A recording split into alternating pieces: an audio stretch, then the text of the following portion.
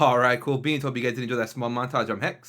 Alright, cool beans. I'm Hex. A little weird today. We're gonna be doing a tier list today. I know. And a face reveal for those that haven't seen me.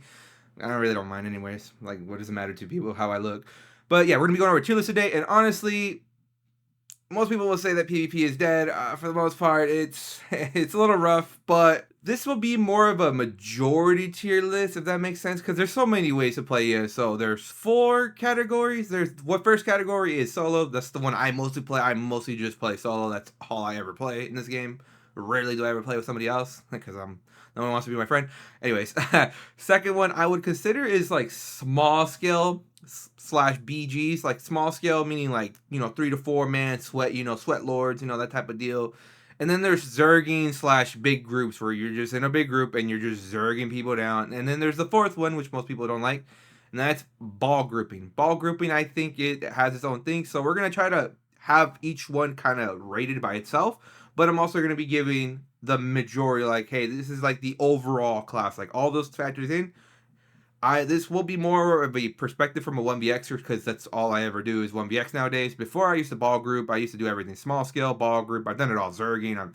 I've done it all. Okay, so I'm a little experienced on this. So once again, this is my opinion. So please, if you guys disagree, please be civil and comment your opinions down in the comments, because I love to hear. Maybe I missed something out. Maybe I'm sleeping on something, because hey, I'm sleeping on things all the time.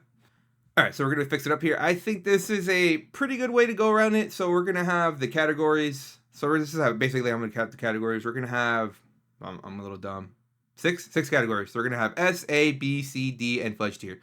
S tier is your top of the line, the best of the best, like overall, just the best. A tier is really, really good. Classes you should really be playing if you're not playing S tier for whatever reason. B tier, it's okay, not bad, it's pretty good, pretty good. C tier is average, like, okay, it can kind of handle. D tier is bad, and fudge is, well, why would you ever want to play this class? So for those that can't see, I'm going to put all the stand builds on the left side, all the green ones. Let's put mag on the right. I mean left.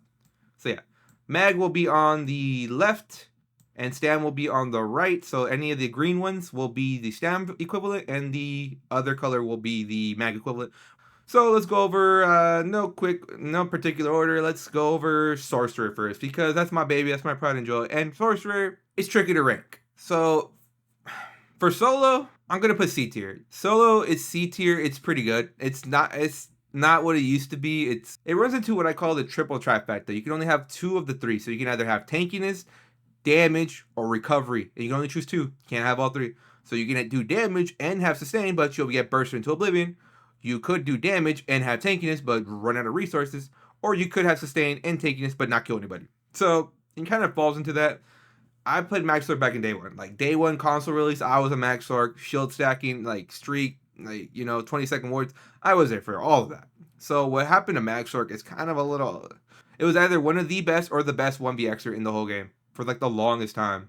But now it's kind of fallen off. For BG slash small scale, I would say it's pretty good. I would probably rank that up to more towards an A tier. Honestly, yeah, I think A tier for small scale slash BGs, because you have a group to back you up. In 1vx, you got what you got is what you got, and they're all going to be pressuring you. As soon as you start bringing the groups in, Maxlork is just even better, because you're able to do your whole combo from a mile away. Plus, you're able to build more damage and not focus too much on tankiness, because you have a team to back you up. If you are zerging, on the other hand, this thing becomes absolute S tier. Like, it is one of the most annoying classes when you're getting zerged over. Like, they're just pelting you away with frags, and you can't do anything. They're literally, you try to close the gap, they'll streak away. 20-man zerg will just zerg you down. Solo, it's bad, but everywhere else, it's really good. So I think B tier is pretty good, because I don't know, just so... this is my solo bias of 1vx bias coming in, so that's where I would place it. Next, we're going to have the Stam equivalent, Stamsork. Honestly, I want to rate Stamsork. Honestly, it's a solid A tier. By the way, when we start getting more towards the other classes, whatever's on the left is going to be better. So whatever, like, let's say these 2 are next together, whatever's further on the left is better than the ones on the right. But Stamsork, I think, is absolute A tier. Like, overall A tier. Like, you have some of the craziest damage, some of the craziest sustain. You can invest nothing into sustain and have some of the best sustain in the entire game. However, there's one major problem, and that is obviously the healing. Stamsork has the most sus healing in the world. For 1vxing, that is a death sentence. That is a cardinal sin. You have no healing on this, or reliable healing. If you try casting your Dark Deal, first of all, it doesn't scale off anything. It's just a flat amount. Plus, it can be interrupted. Plus, it has a cast time. Like, it's just annoying. It's so unreliable. However, when you start bringing this into like a small scale slash BGs, I think Stamsork is 100% S tier. Like 100% S tier. It's just really good. Like the Sweat Lords with Stamsorks are just obnoxious to deal with. Once you start putting to pugs though, like, you know, pug groups, Zerging, I would give it an A tier because most players, they're not going to know how to play Stamsork. They're not. Their heals are going to be garbage and they're going to get clapped and they're going to say Stamsork is bad. So that's kind of a good class where like good players get rewarded and bad players kind of get punished for playing Stamsork. However, if you're in a Zerg, you got other people beating them down, so you can kind of do whatever you want. I'm just comparing it to the other Zergling.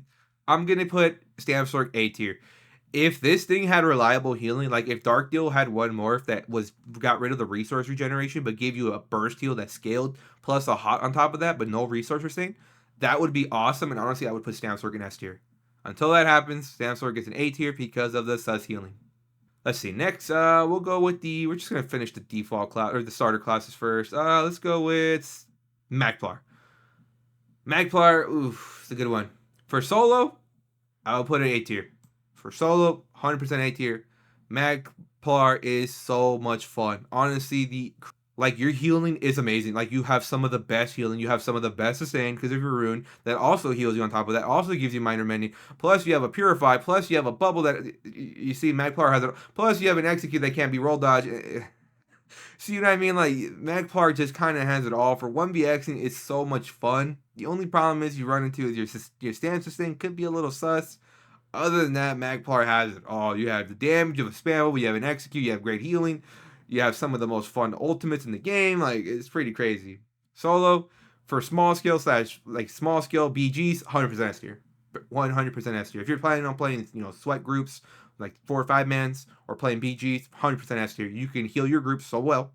You can do a lot of damage, and you can just cheese people down. Like, it's crazy. Once we start going to pug groups, I would give it an S tier too. This thing is an S tier in pug groups slash, you know, Zergs, because you have some of the craziest damage. If anyone pressures you, you can literally just block and spam your heal. And Divines Forbid, if you're Zerging somebody over, you can just radiant them down when they're at 10% HP and they can't do anything about it. They can't roll dodge it. And if they block it, most people say, well, can't you just block it? Well, yeah, if I block it, I'm going to move at 50% movement speed and the whole Zerg's going to catch up to me. So, yeah, real good. My 1vx bias is coming out. So yeah, honestly, I would probably give it an A tier because this thing is really good. I'd probably play Magplar over this. So it's kind of hard to put which one where. I think Magplar over Stamsork. Next is Stamplar. And Stamplar, honestly, it is so much fun. You basically, if you wanted to play Magplar but be elusive and a roly-poly, this is the class for you. The only thing you lack is your spammable isn't as great utility. Yeah, it does give you weapon to spell damage, 20%. But if it lasted like 15 or 20 seconds, cool. I'd be down for it. I'd be like, all right, that's a good morph. 10 seconds, it's just not enough. Because especially when I'm 1vxing, I'm not bar swapping to cast that skill for 10 seconds of weapon to spell damage. It's not going to happen. I'm going to get bursted before the thing even lets me bar swap back. It's not happening. If it was 15 seconds, okay, I could justify bar swapping. 20 seconds, I would do it, no problem. Easy.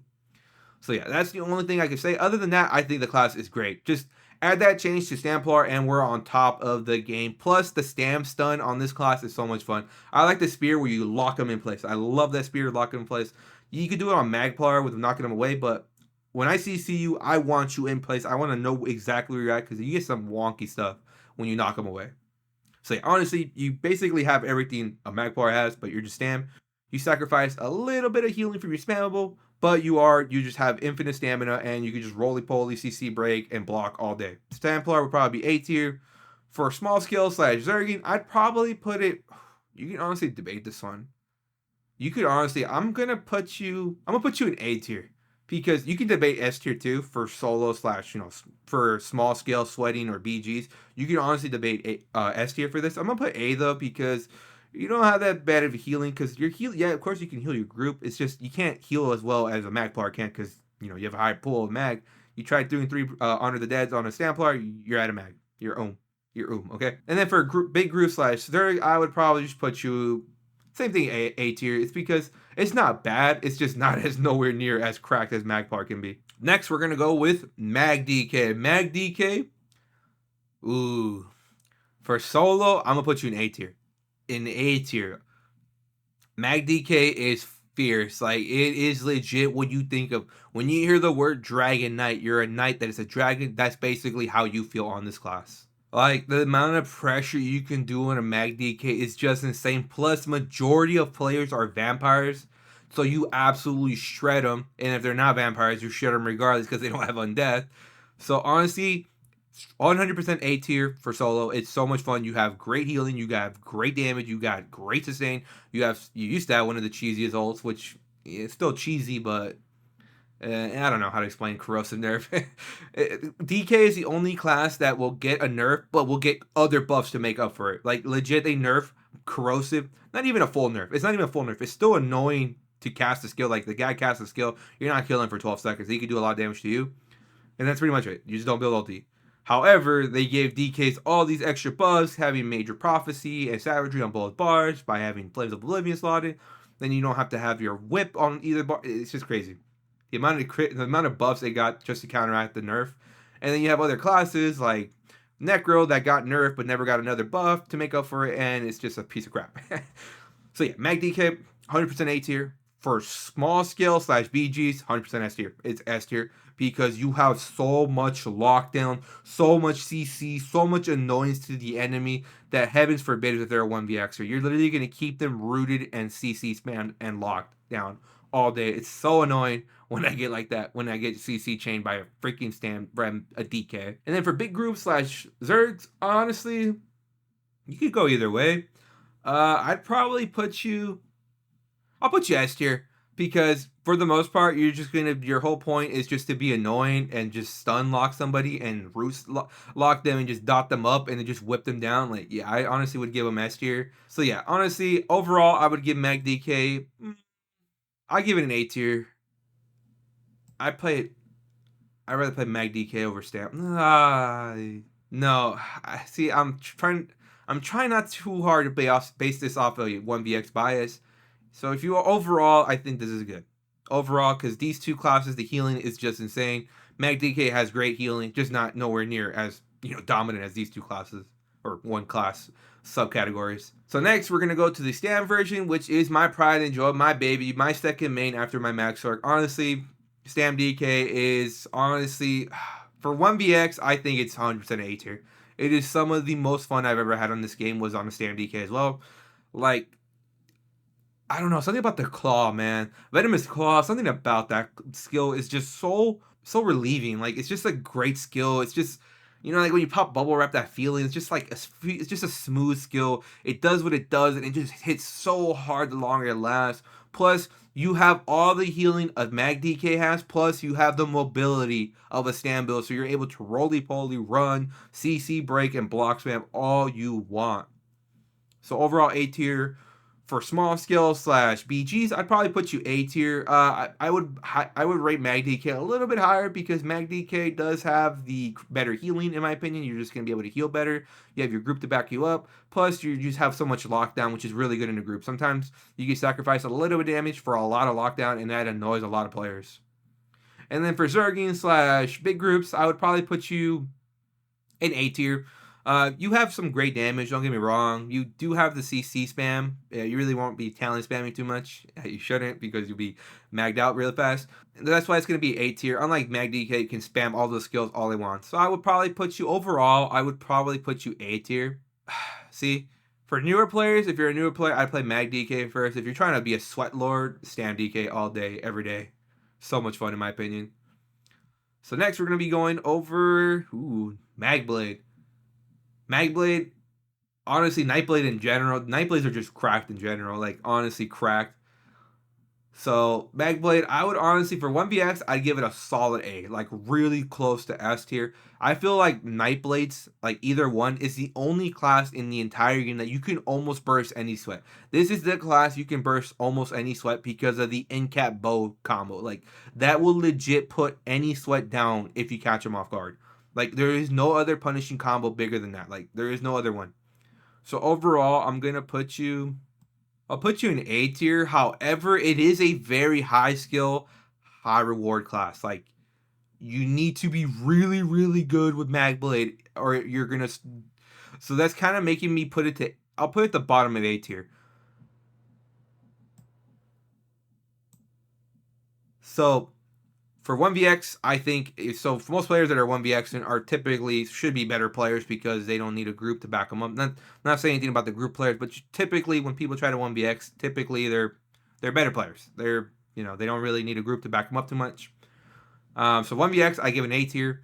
For small skills / BGs, I could give it an A tier too. And you're gonna do your damage. You're gonna do your role. Your whole role is just burst somebody down into oblivion. That's it. See somebody, burst them into oblivion. That's your whole reason in the game for that. For Zerging, however, for Zerging / group, like big groups, this is 100% S tier because of one simple ability, and that is Cloak. Cloak is the reason I just don't feel like playing ESO sometimes, because Cloak is one of the most Nightblade mains. You're about to get your hearts broken. Cloak is the most overpowered, most broken skill in the entire game, and you can't say anything about it. There is no other ability in the game more overpowered than Cloak. Cloak will legitimately make you avoid all direct damage. You completely disappear from the player's vision, and it doesn't have a ramp. You have no ramp. And you also get tankier as you cast it. You also get more health for having it slotted. This is how you get your major resolve. So this is how you get your 6k armor buff. When other classes have to cast a skill just for an armor buff, this thing gets it just from a different skill, like multiple skills. It guarantees your next attack will be a crit. It's just does so much. The main thing is just add a ramp. That's all we need. Add a ramp to Cloak, and that's all you need to do. While Battle Spirit is active and in combat, Cloak has a ramp. You cast your first Cloak, base cost. You cast it again, 50% increase. You cast it you cast it a third time really fast. It's going to be 100%, and then 150%, 100, 200, and then 200. And enough of that rant. Let's go back to it. So overall, honestly, I'm going to put, if you're a good player, A tier. If you're more of a not so great player, I'd probably stay away from it or go to the other class, which is Standblade. Standblade, I'll just say it right now. Standblade is 100% S tier. Overall, S tier everything. It legit can do anything you want. For solo, it's the best class. In my opinion, it is the best class. It does everything you can with Magblade. However, you do have the benefit of just roll dodge spamming and weaving in cloaks. And it's crazy because on a Standblade, your stand sustain is worse than your mag sustain on a stand build. You can legitimately have infinite mag sustain on a Standblade. It's crazy. Which is why I keep iterating that we need a ramp on Cloak. However, so yeah, it just does it all. For solo, you have Cloak. Like, you can legitimately disappear from the enemies and you relieve so much pressure off you because they have no idea where you're going. Yes, people will say that we'll get pulled out of stealth. Yes, you will get pulled out of stealth. Occasionally, it's very annoying. However, think about it from the 1vx perspective.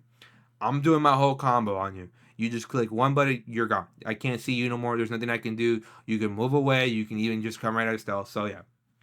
For solo, for BG / small scale, like it is legit S tier. The amount of damage you can do plus weaving in and out of Cloak is just crazy.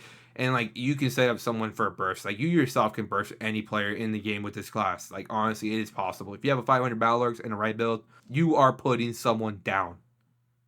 And then for Zergian / big groups, obviously you have Cloak, so you have nothing to worry about. You getting pressured? Cloak away. Your group will take care of it. Don't worry. And if they pressure you, trust worry. Your group will take care of them. Your Zerg will take care of them. All right, so next we're going to be going over Mag Warden. Honestly, where do I put Mag Warden? For solo, I'm going to put Mag Warden D tier. I think Mag Warden is horrendous for solo.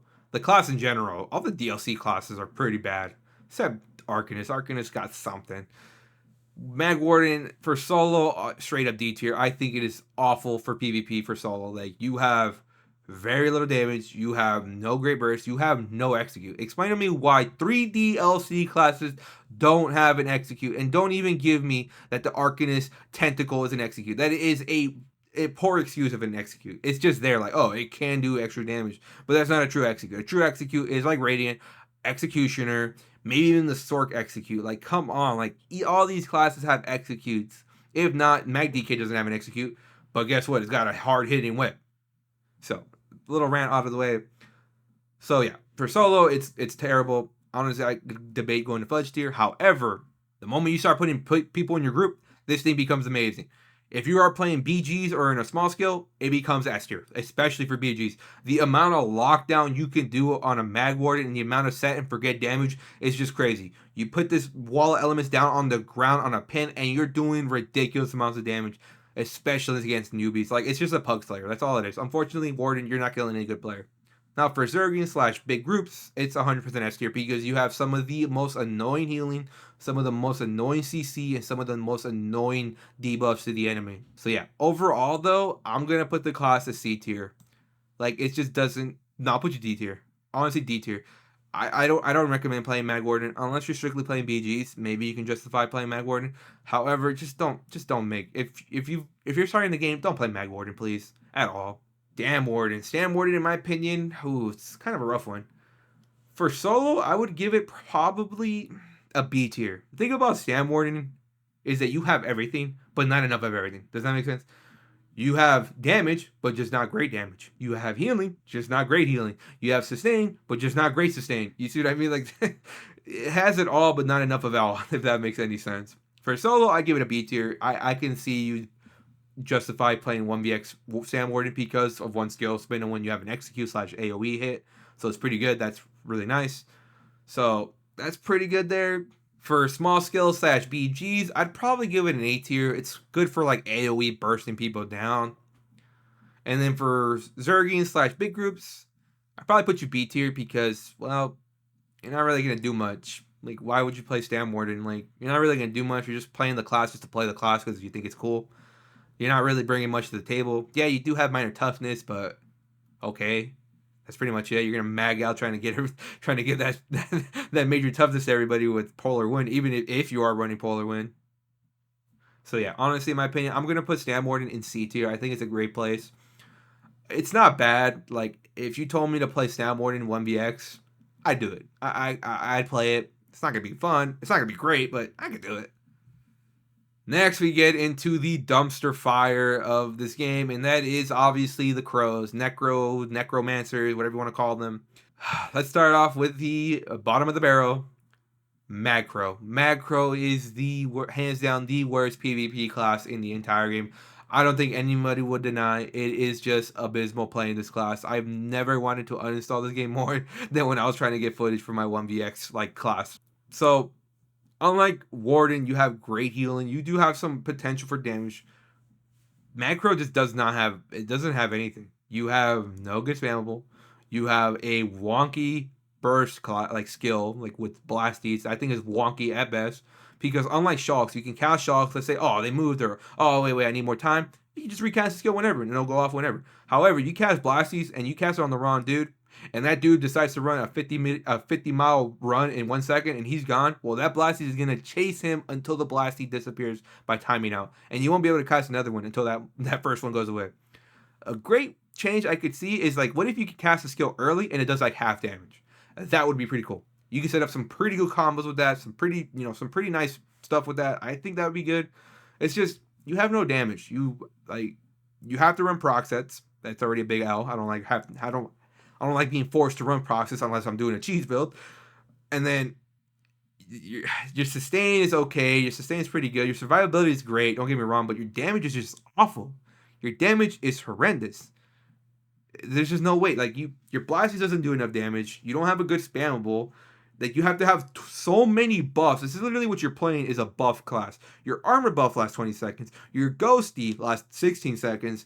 If you're running the coil that gives you health and stamina back, that only lasts 12 seconds. So you're just casting these skills over and over and over again, and then you have race against time. That's only 20 seconds. You see, you're just going in this constant loop of just casting skills, and then you have to cast, what is it, like if you're running Dead in Pain, you gotta cast it. It's just so many damn skills before you can even do anything. By the time you're able to set up a burst combo, before you even drop a Dawnbreaker, one of your buffs is already gone. I guarantee you. So overall, for solo, it's terrible. Do not play this class at all. Do not play this class 1vx. For BGs / small scale, I give it a D tier at best. It's okay. Don't get me wrong. Why would you play that when you can play other classes? At least Mag Warden would probably be better than that. And then for Zerging / big groups, that's when I can justify doing the pull. Like, yeah, I give it a A tier on that because you have great survivability. The thing about Zerging people down is just have enough damage to where you can pressure them, and then just have enough healing to where you can stay alive. So it does its job, especially if you're doing the pull crow. That thing is so frustrating when you get solo pull crowed by this thing. This is crazy. So overall, I'm going to put in the fudge. I think Mad Crow is the worst class in the entire game. How I would change it, be able to recast Blasties. Whether it explodes early or not, that doesn't matter. Just let me recast the damn skill.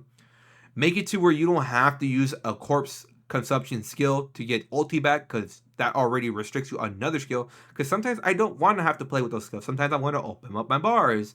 Sometimes, like, some of the passes on the class are just horrendous. Like some of these, like this one, Undead Confederate, you need Ghosty because that's how you get your Undead Confederate passive. 200 mag and stand recov.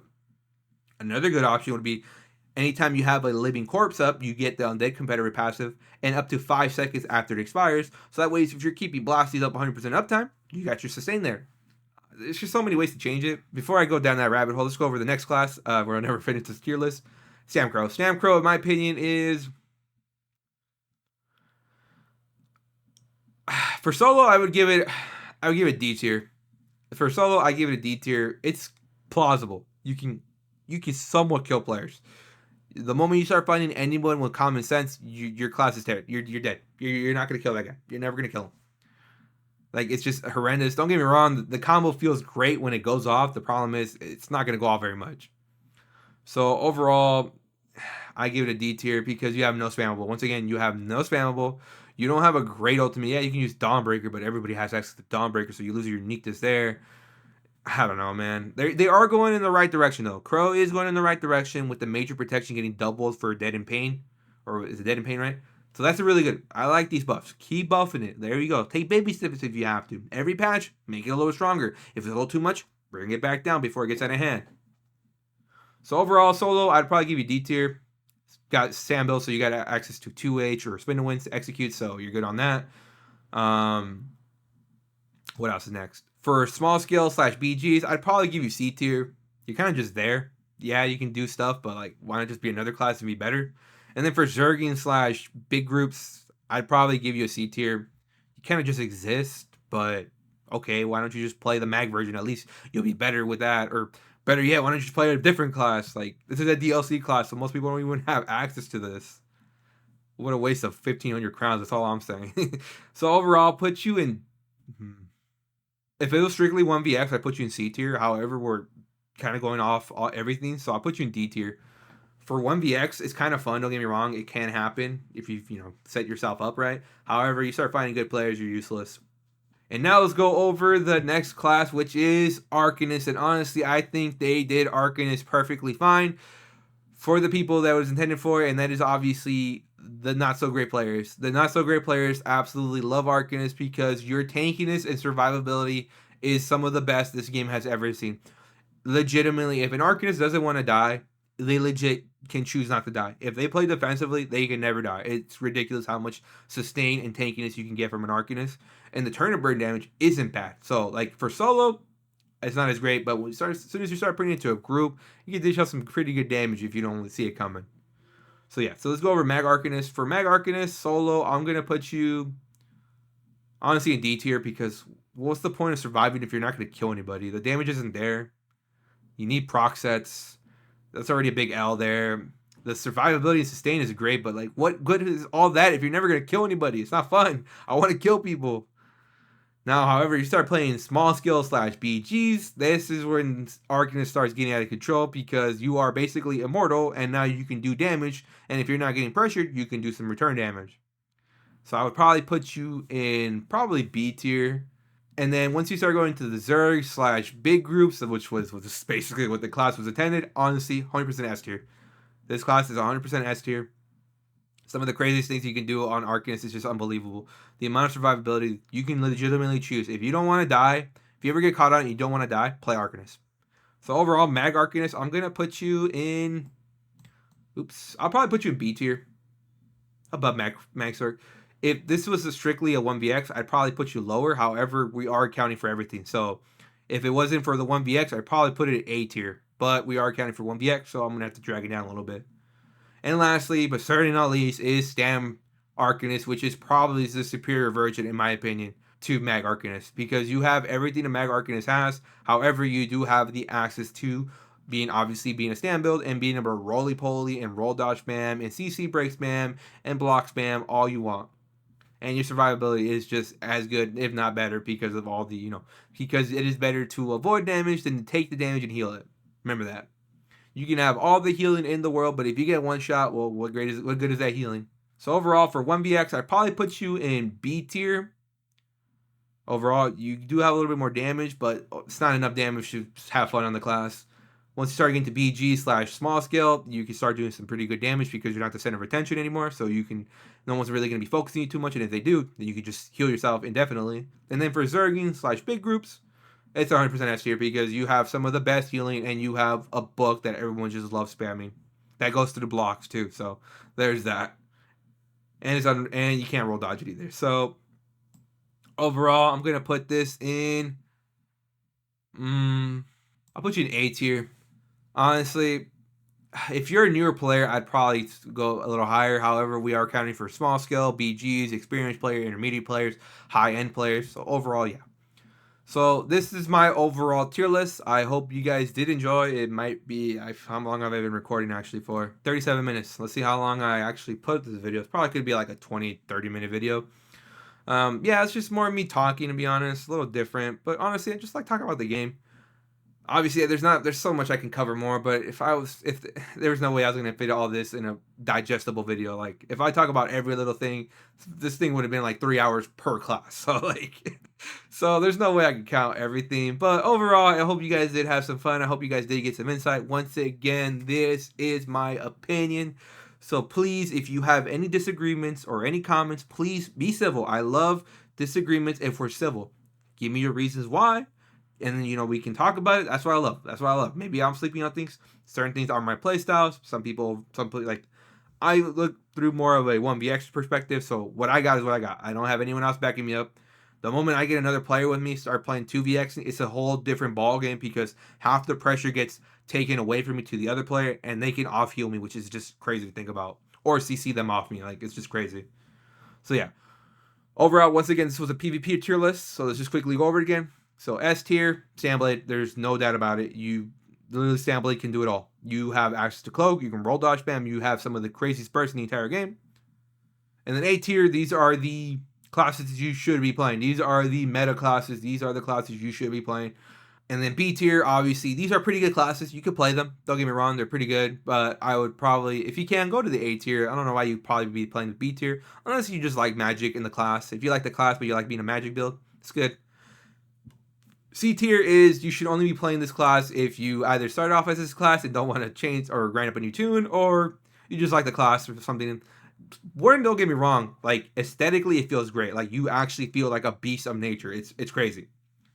D tier is you should not be playing these. Please do not play these classes. Only play these if you are trolling or just doing some annoyance build. And Fudge, you should never play this class. This is the worst class. Yes, you can do some annoying trolly stuff, but why hinder yourself? You're relying on just troll factors alone to be relevant. As much as I hate to say it, most people that are macro mains or crow mains and warden mains, that's not bashing your class. It's just saying learn to either deal with the class being garbage or just move on from the class. Complaining about the class being bad isn't going to get you anywhere. Either move on from the class or just deal with it. That's pretty much it, and hope they change it. But once again, hope you guys did enjoy not a build video, keep saying that. Hope you guys did enjoy the tier list. it was fun just going over this. You know, if you guys want any more tier lists, I can always go over these. I don't really know how often I'll be going over these. Probably be going back more to builds. But yeah, hope you guys did enjoy the video. Like it if you liked it. Comment your thoughts or experiences with the video. Also, anything I might have missed out, what video I should do next. Subscribe for more. But most importantly, stay Zergan.